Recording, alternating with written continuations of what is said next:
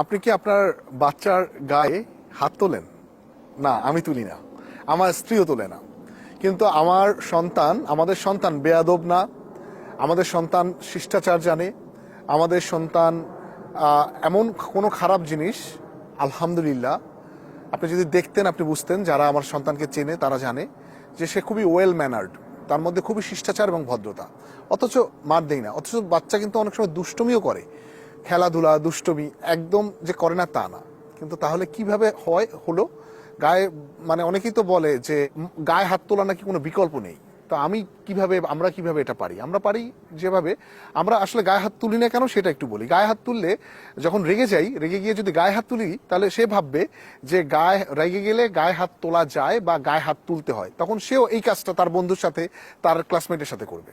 তো এই কারণে আমরা গায়ে হাত তুলি না। আমরা যেটা করি আমরা তাকে বোঝাই।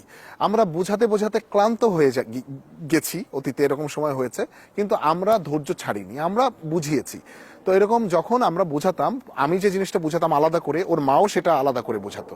তো যখনই আমরা এই দুজনে একই জিনিস বোঝাতে থাকলাম, তো একটা সময় বোঝাতে বোঝাতে আমার বাচ্চা বুঝলো। অনেক বাবা মা বাংলাদেশে যেটা হয় তারা বুঝায় না, বা একটা সময় বোঝাতে গিয়ে টায়ার্ড হয়ে পড়লে আর বাচ্চা বুঝবে না। তখন হয়তো বা আপনি যেভাবে প্যারেন্টিং করেন সেভাবেই করতে হবে। টিং টং টিউব